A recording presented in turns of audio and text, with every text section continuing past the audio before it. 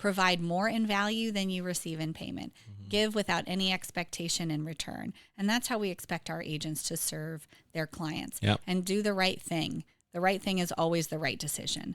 And once you make that decision, it makes it so much easier when you are put in a place where a decision has to be made. There's only one choice. I love that. And I think it's great to have like a foundational framework, whether it's from a book or something that you've even created internally that you always can go back to.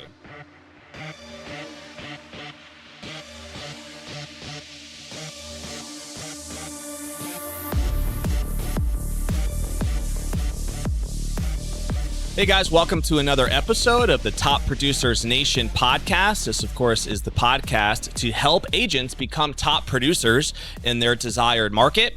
We also serve team leaders and brokers to help them develop more top producers on their teams, no matter what market they're in. We are powered on the local level by our franchise called Tampa Bay Real Producers, where we feature the top 500 producing agents in Tampa Bay. We also feature brokers and team leaders in this wonderful market here, local in Tampa Bay. We're hanging at our studio on the corner here of Kennedy and West Shore, and our guest today has been featured before in Tampa Bay Real Producers multiple times, actually, and that is none other than Allie St. Cyr. How are you, Allie? I'm doing great. It's good to have you here. Thanks for having me. Yeah, of course. It's our pleasure. First time on the podcast, I though. know. I feel like this should have happened years ago, but I'm glad that we finally got you in. And Allie actually runs a team with Gulf Shores Realty. You might know Allie from Tomlin St. Cyr as well. So we'll talk a little bit about that and some of the branding and name changes. But let's talk a little bit first just about your background and how you got interested in real estate, which if I remember correctly, there's some family connection there. I could be completely off, but I feel like there is. When did you get licensed, and what drew you to this market if you didn't grow up here? Yeah, so I actually did grow up here. So I got my real estate license about 13 years ago, and it actually, sometimes a path leads you to a place you never expected. I used to be in insurance, and they had shut down our division in insurance, and I didn't know what I was going to do. My boyfriend at the time suggested I should get into real estate like 2 weeks before that announcement, and I told him he was stupid. And then, then it came time to make a decision, figure out what I was going to do, and decided to trust in doing something and just taking a leap. And it was the right chapter in my life. I was single, no kids, nothing really to lose. And so jumped in about 13 years ago and started with a local firm here. Yep. And then a few years later started the company. So was it important for you to kind of find some of those early mentors to help you kind of shape those first couple of years and get some actual results? It's funny that you say that, because in the very beginning, and I see it happen with a lot of our younger folks entering into the real estate industry, you want to do it your way. Sure. Right? And so I started off on my own. I'm going to do it my way. I'm going to do it different. And so therefore I struggled a lot in my first year. I think, I took home after expenses about $5,000. Wow. So I thought, oh God, I better. The fact that you're even still here is a testament to your perseverance, huh? Yes. I'm a big saver. So luckily I had a good nest egg to get the business started. But after the end of that year, I went back to a mentor who had been in my ear, and I didn't listen to her. And I said, okay, I'm finally ready to listen to you. I tried it my way and it didn't work. Yes. And she set me on the right path. And because it really was at a point where I had to do something different or in real estate, or I had to get out of real estate. And I'm so glad I listened to her. Yeah, that's a huge, I'm sure there's a lot of lessons just from that alone that we can probably talk about on the whole podcast. But I'd like to flush out, when you think back to that, what were some of the biggest mistakes you were making in those early days? And then what changes did you make that started to create the results you wanted? Sure. So it's funny, real estate is something that the general population thinks that they know a lot about. And they watch realtors because, they do a lot of marketing. Sure. And they pick out things that they see other realtors doing, and they instruct you and say, this is what you got to do to be successful, never having actually done it themselves. Yeah. And so they'll say, you got to be a TikTok star. And that's the way that you're going to, succeed in real estate. And you've got to send out the best newsletter that anyone's ever seen. And you've got to, and then I see a lot of these new agents, which I was one of those at the time. I would have all of these initiatives that I'm trying to do all at the same time. And when you have all of those things running at the same time, you do none of them well. Yep. It really gets watered down, Yep. and you have a lack of focus. And I think, once I turned the corner and started listening, not to the general population, but to someone who has actually walked the walk in real estate, that's when things started to turn for me. And I think when you're first starting in your career, you certainly want to make it your own and put your own personality into it. Start with the basics, get the disciplines down, know what you're supposed to be doing every single day from a mentor and someone who has done it, and do it their way. And then slowly start to customize it and make it your own once the disciplines are in place. Yeah. Sometimes we try to do it all at once. What do you think is the most important discipline, if you had to identify one that especially a newer agent needs to put into place right away? Depending on what your business strategy is, if you're working by referral, which is how I built my business, knowing what those touch points are with your customers and making that the number one priority in your day. Because it's funny, when an agent that's new to the business gets one deal, it consumes their entire life. And that's not going to make you an income that's survivable. Yep. So making sure that you put those disciplines of prospecting and relationship building as the number one priority, while also servicing the people that you have in play, it is so important to not get distracted when you have one thing, for it to consume you and for you to put that on the back burner. Yeah. That's just going to leave you with doing one deal at a time forever. Smart advice. And it shows you that you do need to work with people, right? You need to have some leverage in order to be able to do what you just said, serve people the right way. Because I'm assuming that's where an agent would make that mistake, is they feel like they want to serve and have a certain, emotional attachment, I guess, to that one deal, that client. So they want to make sure that experience goes well.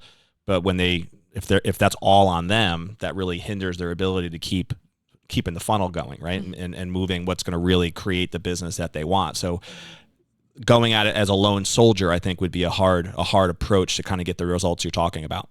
Is that fair? One of the, and it's funny, I remember when I started listening to my mentor, one of the things that you would have an accountability partner. So it's good to bounce things off of someone. And, everyone is motivated differently. I am motivated in that if I'm telling someone else to do something, I better be doing it myself. And you would have to, you could have 5 deals going, and you call your accountability partner and you say, oh, I ran and I did this appraisal, and then I went to the photos on this new listing, and then you talk through all the things that you're doing for your deals. And your accountability partner was supposed to say, well, how many calls to your prospects did you make today?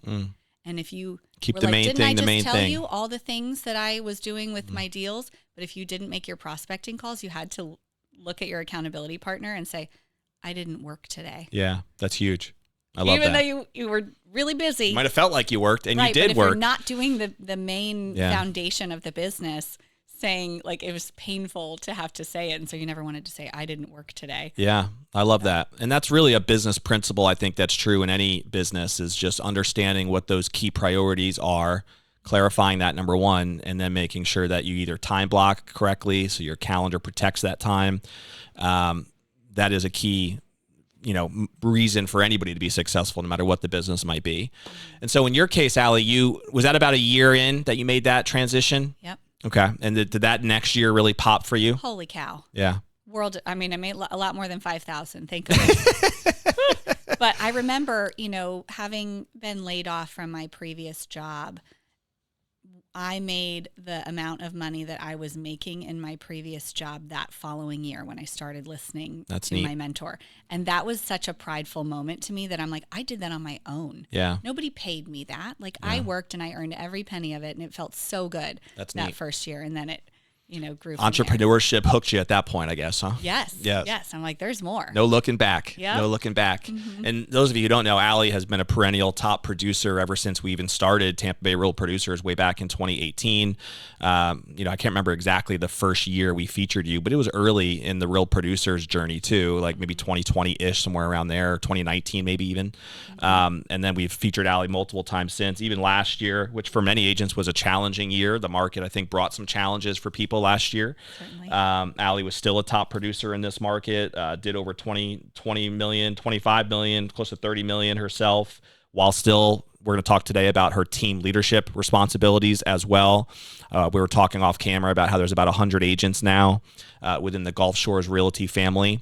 So give us a little insight on the journey from individual producer and focused on your personal brand to what led you to create this Tomlin St. Cyr brand and what that relationship looked like, and now Gulf Shores Realty and how this has evolved. You want to fill people in on that? Sure. So I was working in real estate about 3 years at the time and really had taken off since I, started creating the disciplines and a strategy around business and really being hyper-focused. But I felt that I wanted to create something different. I was in a world that felt very uncollaborative. And if you come from a mindset of abundance and collaboration, which I do, I believe that in surrounding yourself with other people who are high achievers are the best way for us all to achieve even higher heights. I agree. That's why we've always loved you with Real Producers. Yes, I love collaborating, and I'm happy to share my ideas because at the end of the day, I'm actually not that creative. I'm like, ooh, I like what that person's doing. I'm gonna take that and make it my own. Ooh, I love that they're doing that, and I love working with people that are open to sharing it because if you're working by relationship, I have a good sphere of influence, you have a good sphere of influence, and if you're doing it right, the pie's big enough for all of us. Yeah. And it's the people that have that scarcity mentality that kind of turn into a much more competitive, cutthroat environment that Totally. I just don't believe is necessary in being able to achieve in this market. I mean, certainly you've got to be competitive, you have to be a good negotiator, but I still believe in the collaborative experience. And so, 10 years ago this month, actually. Wow. We started Tomlin St. Cyr Real Estate Services with that idea of creating a brokerage that truly collaborated. We were very intentional about who we wanted to invite to be a part of the brand. Our culture and values was... Now, was Tomlin your mentor?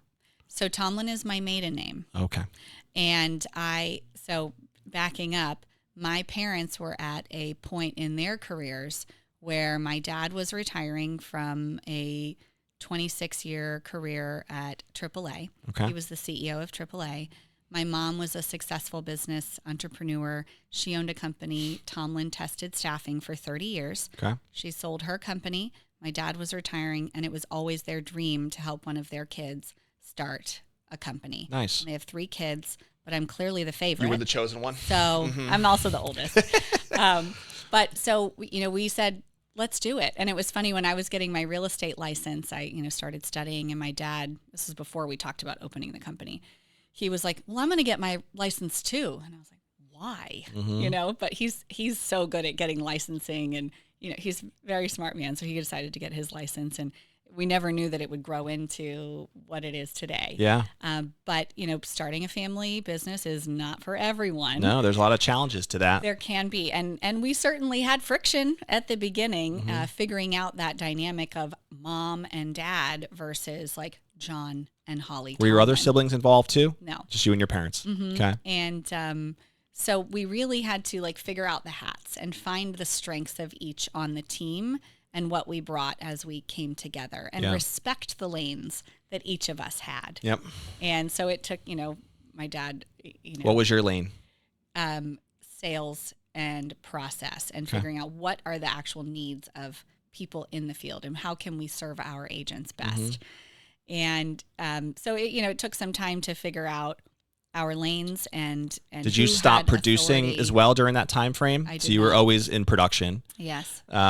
That's a challenge in and of itself, right? Is the balance of everything that is required to support a team from a recruiting standpoint, from a support, development, engagement, trying to help them with their business, productivity increases, dealing with underperformance issues, all of that stuff compared to your own client base and not making sure that they don't feel neglected. Right. And that only, I'm assuming, is possible because you have a great support staff under you as well to kind of support the client piece. Did you find that to be a challenging scenario for you to balance both those things? 100%. Yeah. It's a challenge every Piece day. of cake for you, right? Yeah. And there's always ebbs and flows. And as an agent knows, sometimes it's really busy, it slows, and, and trying to manage that. But I remember a very specific moment with my husband where, when you have no boundaries, you just work 24/7. You're always on. And I was at a point where I had one person on my team, and he was like, "This is not working." It was every weekend. I was running around, taking phone calls. We just really didn't have time because I was always interrupted.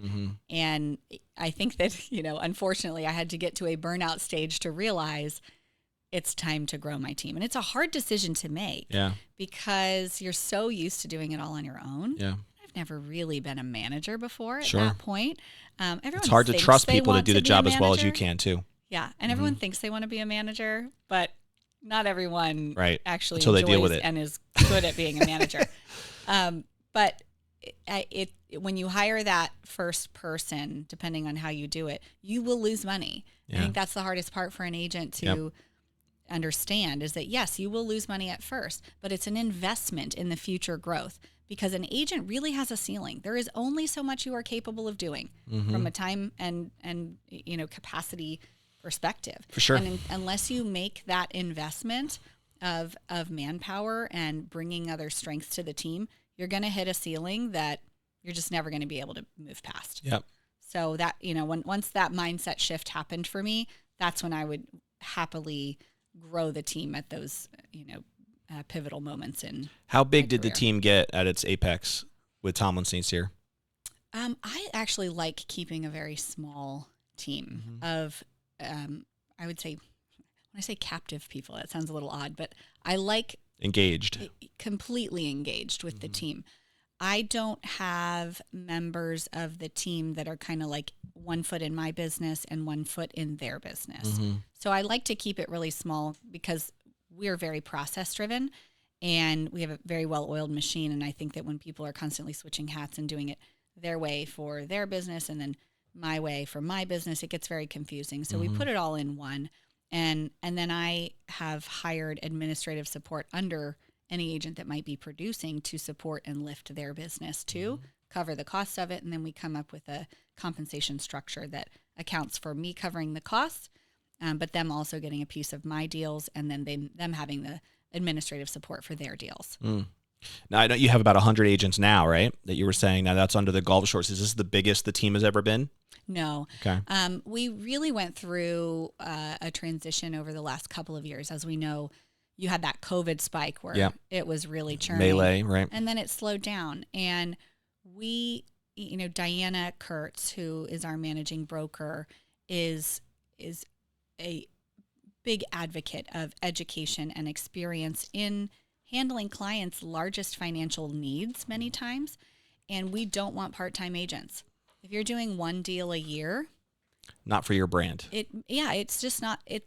It can be more of a liability than an asset. And so we really looked at our agent base and suggested that some maybe move into that referral agent status because if they're doing one deal a year, it's not most likely going to be the best experience for that customer. Yeah.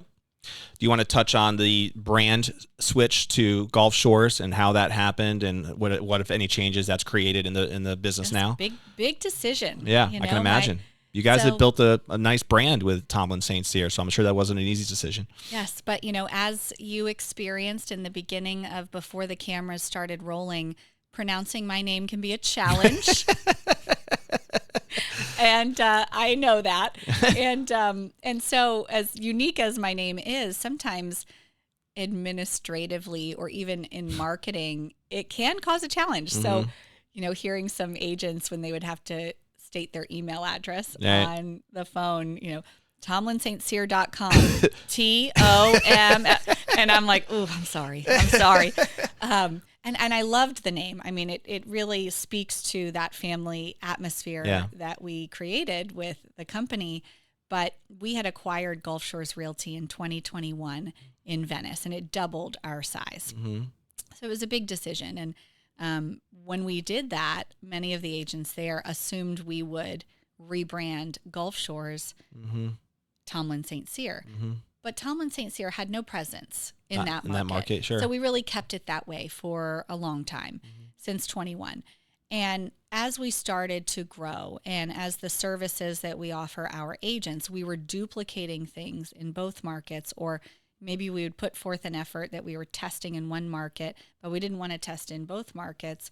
And so it became very challenging, and it almost became a feeling of like us and them with some of the staff. And I wanted to bring it together in the spirit of that collaborative environment. Yeah. And in sharing leads amongst the different territories. Yeah. We'd say, hey, I'm at Talman St. Cyr, but I'm going to refer it to one of our agents. They're under a different brokerage name, but we're all together. We're all, but the same. And so there were so many reasons to bring it together, and everyone thought that I would rebrand it with the Talman St. Cyr name. But I really think that the Gulf Shores name better defined the territory that we serve. Yeah. I liked the way There's some good keywords in there. Yes, we really are. Down the Gulf Coast of Florida. Yeah. And overall, the brand I think was more cohesive in running under that name. But the timing of it was a little bit funny because my parents were exiting the company. I was going to ask you that, so they're no longer so involved. So people thought like, oh, I'm going to get my maiden name off the sign because they're out of here. And I'm like, that had nothing to do with it at all. Your parents blessed the name change. I hope. Did, and I'm like, please talk about that. This wasn't like they fully supported. This wasn't a civil war within the family. No, yes, but you know how like a competitor might get a hold of something. People and then like juicy gossip too, right? Or a lot of rumors that I had sold the company, which did not happen. We owned Gulf Shores in Venice, and so has there been a benefit of that switch to unite the different markets and team? Have you felt the difference? 100%. Yeah. After 10 years in the business, it was really time for a refresh of the brand anyway. So, agents got the benefit of getting all new signs and, new business cards. And we paid for all of their rebranding because it was our decision. They were excited about it? Yes. And, and we've gotten really great feedback. It's funny too, because sometimes from an agent's perspective, like a change like that can reinvigorate every now and again. It could create a new motivation for whatever reason, just because it is new and it's different and it's fresh. And maybe they do like the name and they think it speaks more to the team and the area as a whole for all the reasons you already laid out. So, so it sounds like this is where we're running with, huh? Gulf Shores moving forward. You have 4 locations, 4 separate offices, right? The Venice one you mentioned. Where are the other 3? Yeah, so we have 2 operational offices where staff sits every day. And then we have 2 retail spaces. One right in like the heartbeat of Venice on Venice Avenue. And then we have another one in Northport, which we planted a flag there because it's one of the fastest growing communities in the. Yeah. So we rented a lot of new development down there, right? Yeah. Is areas or just serve the 4 areas you have for now, or what's the vision look like? I love the territory of the Gulf Coast because I've had some opportunity for acquisition going a little more inland, and then you have to change the name again. Yeah, inland, not shores. Yes. I don't know what, I'm not inland the creative. Shores, I mean, come on now. Yes. So I think really more of a connecting the dots along the Gulf Coast would make the most sense. But also, do you have a presence in Sarasota yet, or Bradenton? We have agents, but not an office in Sarasota. Same with St. Pete. We have agents that serve St. Pete, but not. We had actually bid on a space on Beach Drive, but ended up the neighbor expanded into the space, so we didn't get it. But the furthest south you have is Venice? Northport. Okay. Northport. Have you looked at Fort Myers, Naples at all down there? So I have some friends in that market that we collaborate a lot, other owners, and I'm very loyal to not going into their territories, I would say. Yeah. Okay. Makes sense. Because otherwise they're not going to share their ideas with me. So it's hard, when you run a brokerage, especially in your own market, like other brokerages here, we compete against each other and we're not going to share ideas back and forth. And I get that. But I love that I'm part Unless of you're a part of the Real Producers Mastermind, because we force them to share their ideas. And thankfully they do. It's amazing how it works out. They actually collaborate at a high level. They do. Yeah. And but yeah, it can cause some challenges. But but I would say there's a difference too of expanding by like planting a flag and creating somewhat of a retail small space office or acquisition. And so we've looked at both opportunities. I would say the acquisition has to be the right culture fit. Sure. In order to, and the timing, so how would you define your culture? What's most important to you guys for the Gulf Shores? Sure. So we, the company was actually founded on the laws of success with the book called The Go-Giver by Bob Berg. If you've Yeah, I've ever read read it. I have. Yes. So funny, my mom gave me this book when I was, I think I was in college. It was in 2008. Yep. And of course I rolled my eyes, and she made me read this book and felt that this was like such a good foundation for how you should live your life. I still have that book on my desk today.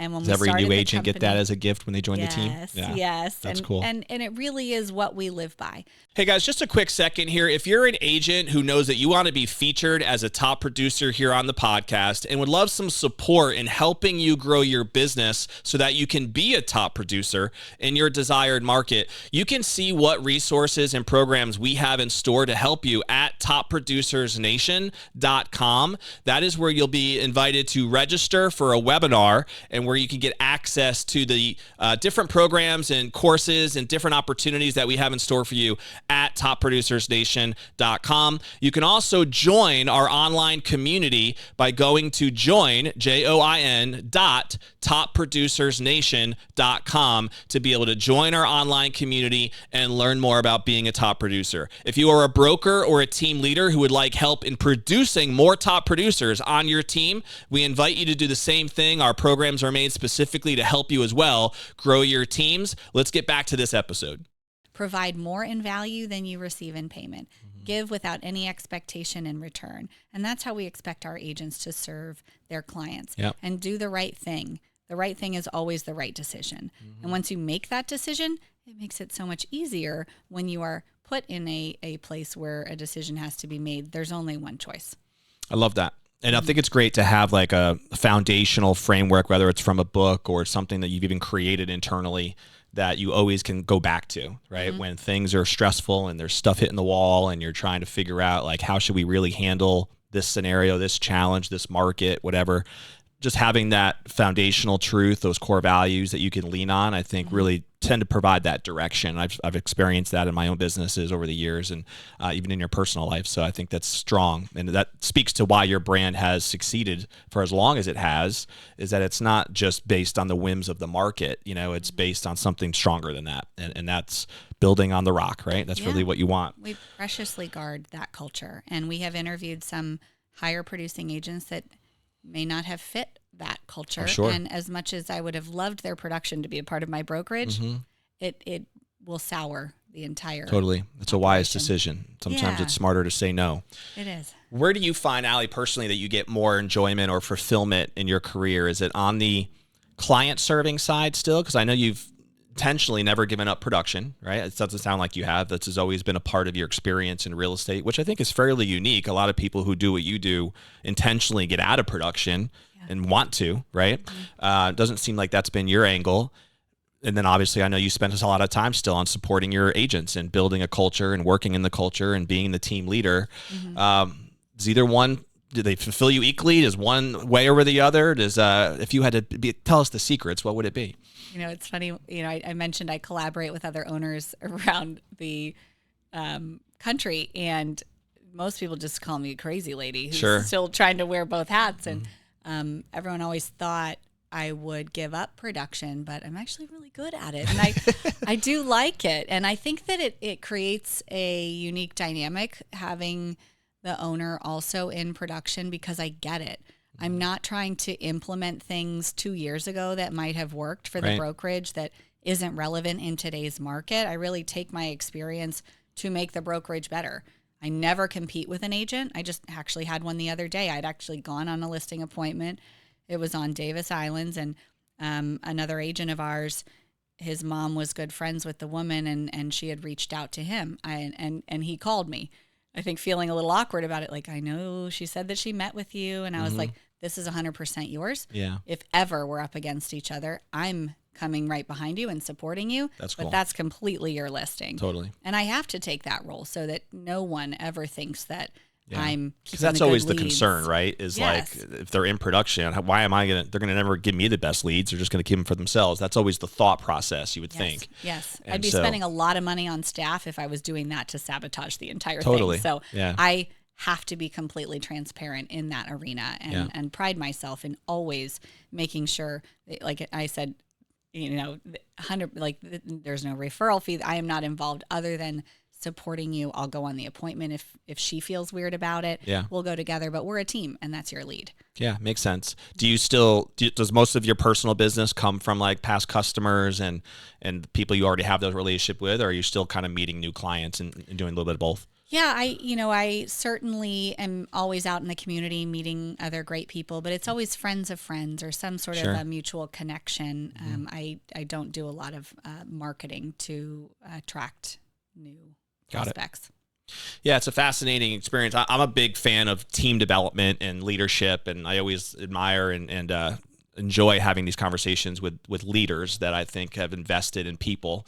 And if we had more time on the show, I think I could spend another hour talking just about leadership with you and your experience on that front. So I guess we'll have to have you come back sometime to be able to do that. We'll see how I did today. Yeah, I think you did great. Decide. I think you did well, for my opinion anyway, which doesn't really matter. It's the audience that matters. So hopefully they feel the same way.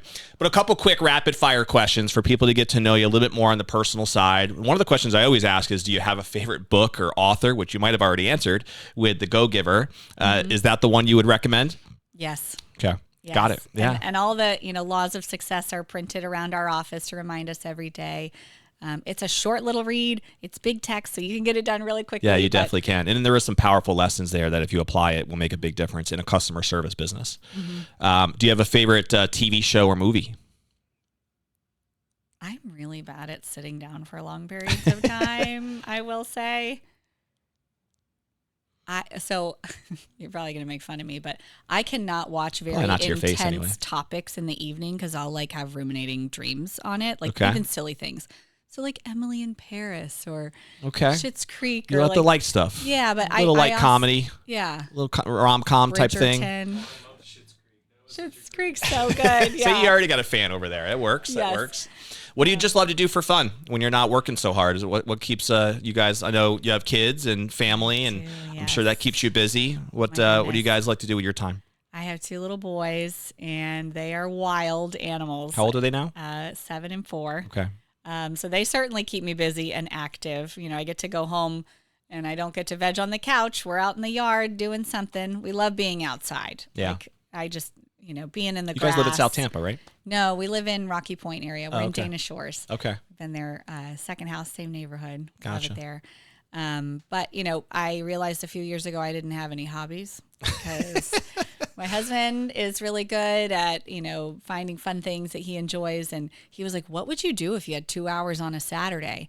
And when my answer was clean the house, I was so disappointed in myself that I was like, I really just I need to be more fun. And so I used to be an athlete and I loved competing in that what was your sport? Environment. I played soccer growing up. And so although soccer from the injuries, I'm a little too old to get back into competitive soccer. Got to be pretty fit to stay up with the soccer routine, right? A lot of running out there. Yeah.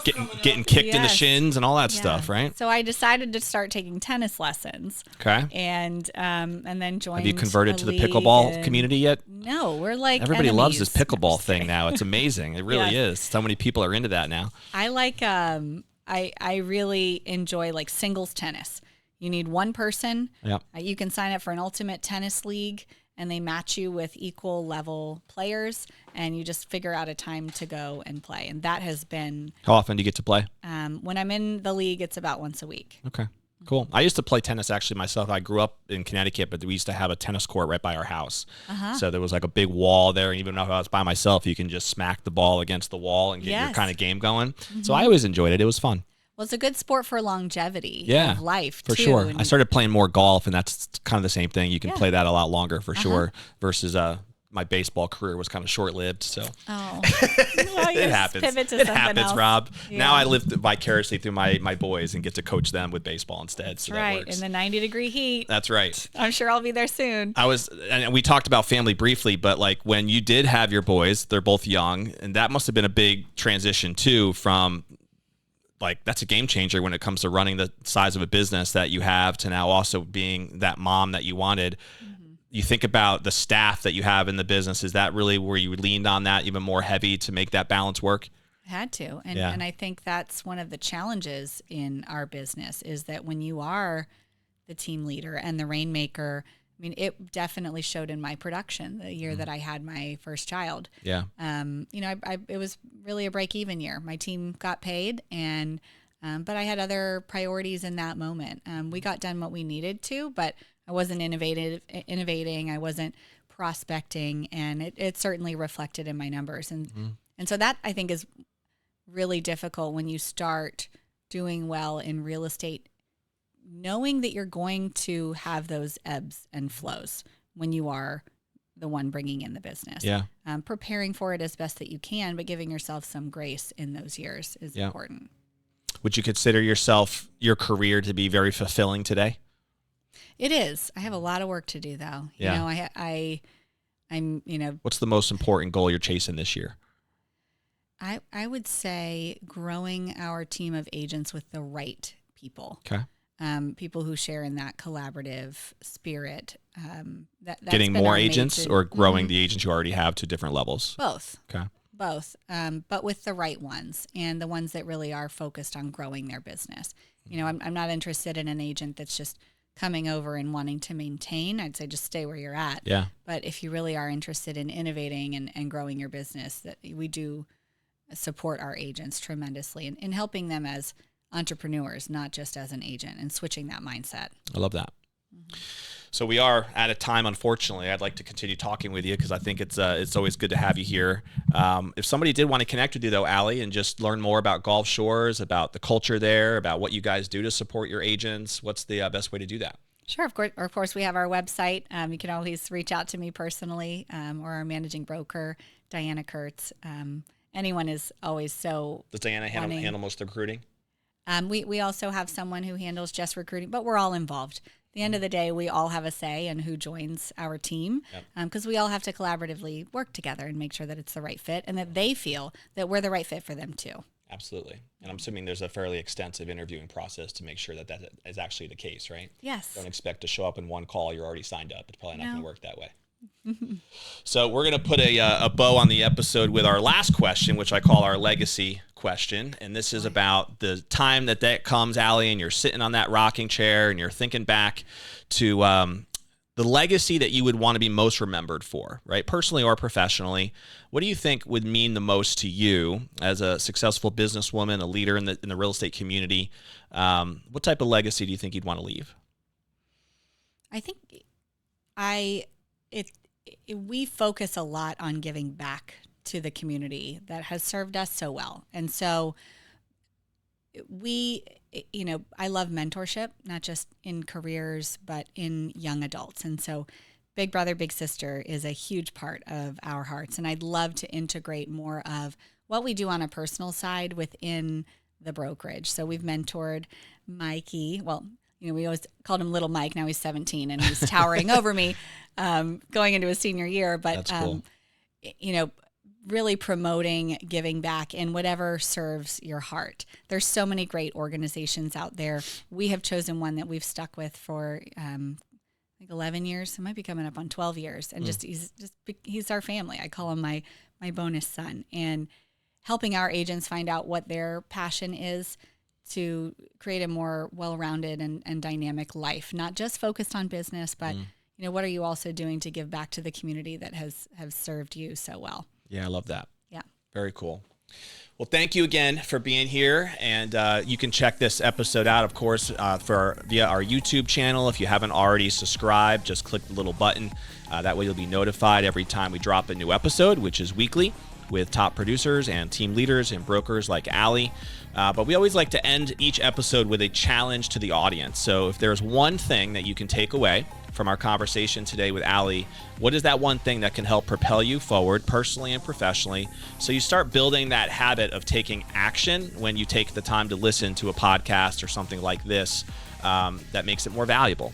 Could be simply like picking up The Go-Giver, right? Maybe that's a book that you need to read and figure out how to apply that into your own culture and business. So that could be the action step. Possibly you're somebody who's thinking about starting a team like Allie did years ago, and you want to pick her brain, or somebody like Allie, to figure out those nuances of going from personal production to team leader, and how that's what to expect, and what are some of the bumps in the road that you're going to have to deal with. Possibly you're struggling as an agent like Allie was in her first year, and you need to hook up with a mentor and actually listen to them, right? And start applying some of those principles in year 2 or beyond, no matter what year you're in real estate. There's a lot of different angles that we talked about today that could easily create an action step for you to take action and make a difference in your career, again, personally or professionally. We hope that you follow us at topproducersnation.com so you can learn more about our online community. We have a bunch of resources on there for you as an agent, absolutely for free, to help you grow your business, things to help you grow webinar campaigns if that's something that intrigues you, or video sales letters. Those are 2 components we've been leading into a lot lately to help agents position themselves with a certain authority and making sure they get their message out there the way that they want. So follow us at topproducersnation.com, and we'll see you, of course, on the next episode of the Top Producers Nation podcast. We'll see you later.